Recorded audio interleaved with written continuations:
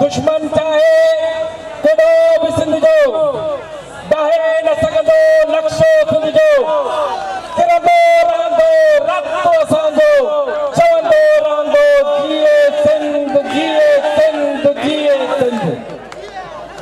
मुंहिंजा इंतहाई मोहतरम साईं गुलाम शाह, साईं पुनल सारियो, साईं आसिफ बालादी, साईं अब्बासी साहब, इरफान आलमानी ऐं मुंहिंजो वकार मला ऐं हिन मुंहिंजा धरतीअ जा वारसो मुंहिंजूं माऊं मुंहिंजूं भेनरूं जिए सिंध।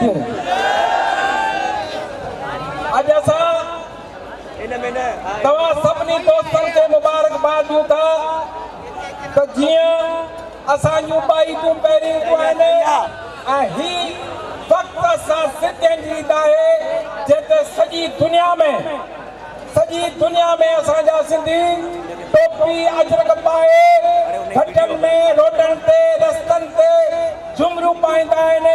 अॼु सिंध जी दिलि, सिंध जी राणी, सिंध जी सूंहं कराचीअ में घटीअ में मुंहिंजा सिंधी अजरक टोपियूं पाए झुमरियूं हणी रहिया आहिनि। इहो दुश्मननि जे लाइ हिकु तमामु वॾो ॾुख आहे, उन्हनि खे सूर आहे।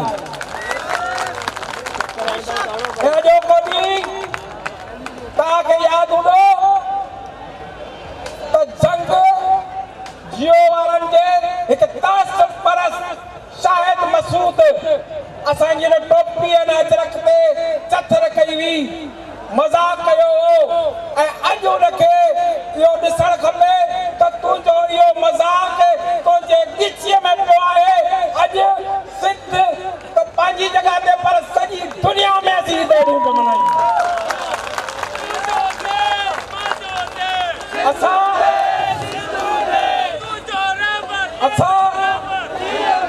दुश्मननि खे इहो ॿुधाइणु चाहियूं था त सिंध जे हिकु हिकु इंच जी असां हिफ़ाज़त कंदासीं।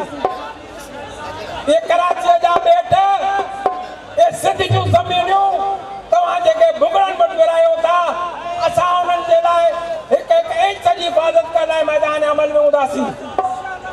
अॼु हिन ईद जे ॾींहं खे असीं उन एहतजाज में बदिली कयूं था त वफ़ाक़ ज़बरदस्ती ज़ोर ज़रिए असांजा ॿेट खणी थो वञे।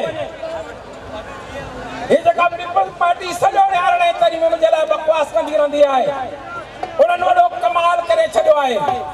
फ़ैसिला उते सदर वटि थियनि था, हिते सिंध में गोंडर हाउस में थियनि था, वरी कराची कमेटी